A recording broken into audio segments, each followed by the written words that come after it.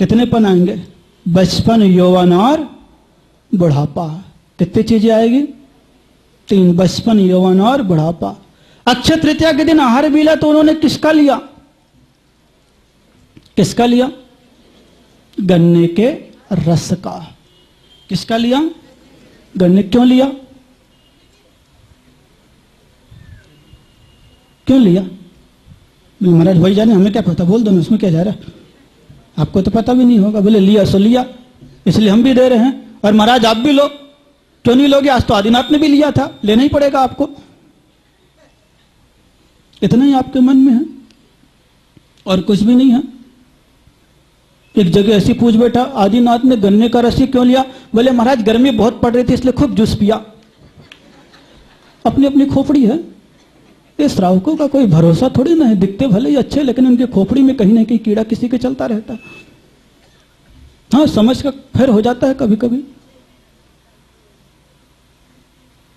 फिर के बारे में कुछ कहा भी नहीं जा सकता। एक जगह ऐसी आहार कर रहे थे, यूं यूं करके आहार देख रहे थे, सोच रहे थे। जैसे ही सोचने लगे, एक आदमी दूसरे से पूछता है, लड़का से, कि महाराज ये बार बार यूं यूं क्यों कर रहे हैं? बोले यार महाराज देख रहे इसमें घी मसाला ठीक ठाक है कि नहीं है। वो अपनी अपनी खोपड़ी में क्या कर सकता हूं।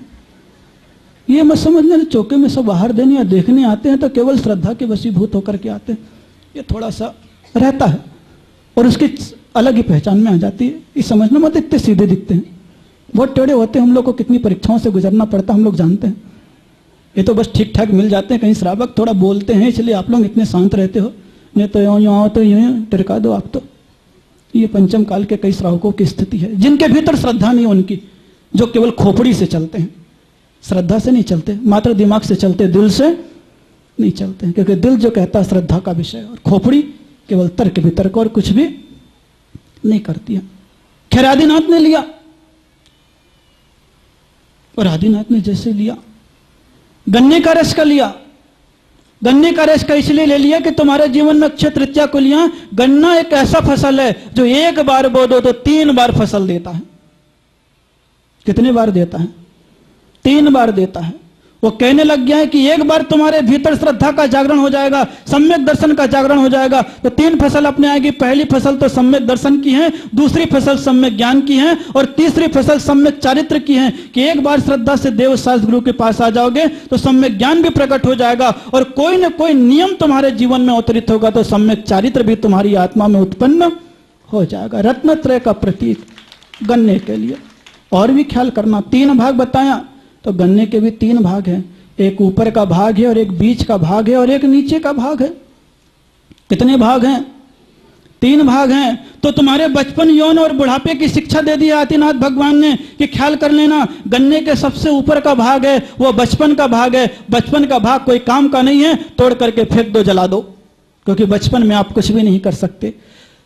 तीसरे नंबर पर, अंतिम नंबर पर जमीन में छिपा हुआ वो बुढ़ापे का भाग है, और बुढ़ापे का भाग खाने के काम में नहीं आता, उसे भी तोड़ दो और जला करके उसे समाप्त कर दो। किसी काम का बुढ़ापा भी नहीं है और किसी काम का बचपन भी नहीं है। लेकिन बीच का एक भाग होता है जो यौवन का भाग है। उस यौवन के भाग में ही बीज होता है। अगर उस गन्ने के बीज को फिर से बो दिया जाता है, उसमें से फसल निकल आती है। तो यौवन में अगर कोई धर्म का बीज बो देता है तो उसके भीतर से परमात्मा की फसल अपने आप ही निकल करके बाहर आ जाती है। इसलिए तुम बचपन को भी छोड़ दो, बुढ़ापे के बारे में मत सोचो। जब तक तुम्हारी इंद्रियां काम कर रही है, यौवन है, धर्म का बीज अपने भीतर प्रकट कर लो, ताकि धरती में समाहित होगे, देव शास्त्र गुरु के चरणों में समाहित होगे, तो तुम्हारा जीवन फिर से आगे बढ़ने लग जाएगा। लेकिन आप सोचते थोड़ी ना हो। आप तो कहते हो आदिनाथ ने गन्ने का रस खूब पिया, गर्मी के दिन थे। ठीक है, आप भी पियो, लेकिन उसके भीतर के रहस्यों को समझो।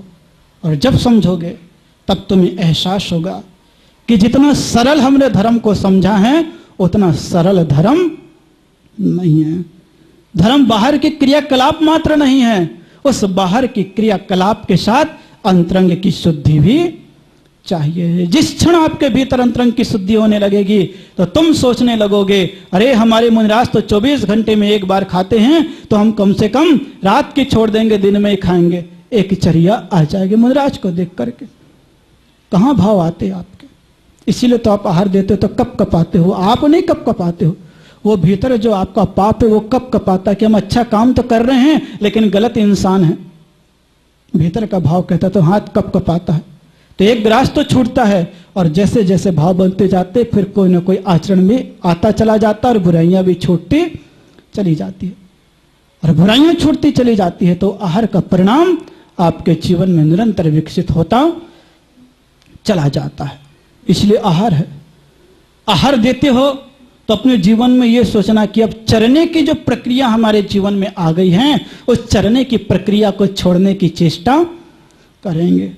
और चरने की प्रक्रिया को ही अगर आप छोड़ दोगे तो आपके जीवन में बहुत कुछ व्यवहारिकता आ जाएगी। जैसे पहले व्यवहारिकता थी कि एक स्थान पर बैठते थे और लोग पंगत में एक बार बोल देते थे जय दिन साहब आप भी भोजन कीजिए, तभी वो भोजन ग्रहण करता था, अन्यथा भोजन छूता भी नहीं था। लेकिन स्थिति आपकी बदल गई और जैसे जैसे स्थिति बदली है जीवन भी बदलता जा रहा है। सोचना, ज्यादा त्याग की बात नहीं कह रहा, लेकिन आहार दान स्वयं दे रहे।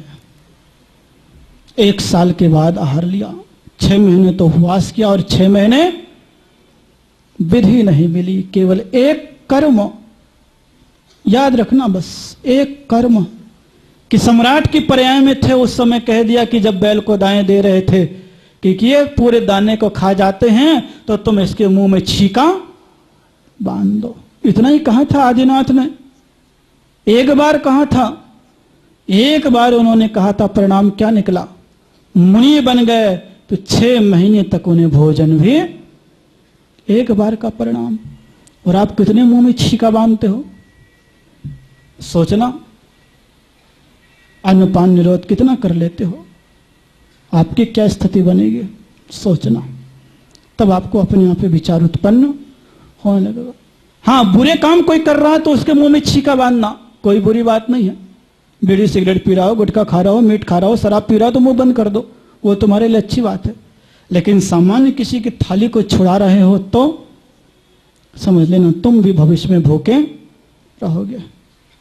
इसलिए भूखे न रहना पड़े, चर्या का निर्वाह निरंतर करते रहना, श्रद्धा से करना, आचरण से करना, सत्य से करना, यही सोच करके करना। हे प्रभु, कब तक मैं आपको आहार देता रहूंगा? मेरे जीवन में यह अवसर आए कि मैं भी एक दिन आपके जैसा आहार ग्रहण करूं। ये भाव भीतर से पैदा होने लग जाए। आहार कराने के बाद भी जब तुम पिच्छी साधु को सौंपो उस समय यही सोचने लगना कि कब तक मैं इन्हें पिच्छी वापस लौटाता रहूंगा घर में आने के बाद भी। कि घर में जिस समय साधु आपके पास खाने के लिए आता है तो पिच्छी को भी छोड़ देता, ले तो, क्योंकि तो ही माता पिता तेरा अधिकार है अब तो। और अगर वो चौके में मुझे पिच्छी न दे तो मैं वहां से जा भी नहीं सकता हूं। लेकिन करना मत ऐसा, नहीं तो खटिया खड़ी बाद में होगी। नहीं तो आप सोचो महाराज को 2 घंटे रोकने के लिए तब तक पिच्छी ना दे। क्योंकि आहार अंजलि छोड़ने के बाद, आवर्त करने के बाद प्रत्याख्यान जो करना पड़ता है वो पिच्छी के साथ ही करना पड़ता है। इसलिए जैसे आहार में बैठते हैं, जैसी कुल्ला कराते हैं, आप पिच्छी दान करते हैं तो जिस समय पिच्छी दो उस समय यही विचार कर लेना, कब तक मैं पिच्छी देता रहूंगा? हे गुरुदेव, इस पिच्छी को लेने का सौभाग्य मेरे भीतर भी जागृत होता चला जाए।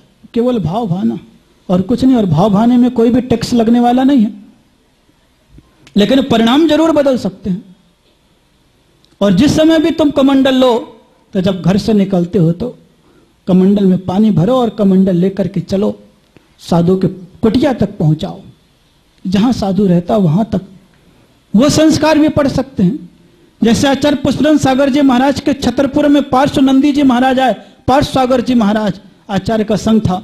और वह कमंडल लेकर के उनको छोड़ने के लिए गए तो कमंडल लेकर के छोड़ने जा रहे, महाराज कहने लग गया, अरे कमंडल तो तूने पकड़ लिया है, लेकिन क्या तेरे चमड़े का त्याग है? बोले नहीं है। रात्रि भोजन का त्याग है? बोले नहीं है। तो काय को मेरा कमंडल पकड़ा? ला कह दिया। उस समय जैसे ही कहा तो महाराज ने उस समय छोड़ दिया और कमंडल लेकर के चले। कमंडल पकड़ने की पात्रता उस समय पैदा हो गई। वो संस्कार इतने पनप गए कि वो आज आचार्य पुष्पन सागर महाराज के रूप में परिवर्तित हो गए। आचार्य विमल सागर जी महाराज से दीक्षा लेकर के आचार्य पद और मुनि दीक्षा उनसे ली। ये आचरण का ही प्रभाव है। उस समय कमंडल के साथ त्याग और एक बात उनके दिल में चोट कर गई। पता नहीं कौन सी बात किसको चोट कर जाए और जीवन बदल जाए। कोई जरूरी नहीं है कि दीक्षा ही ले ले, लेकिन कहीं ना कहीं संयम का आगमन हो जाता है, और संयम का आगमन हो गया तो जीवन बदलता चला जाता है। जीवन मिला है, 10 भी बज रहे हैं, 10 के बाद बस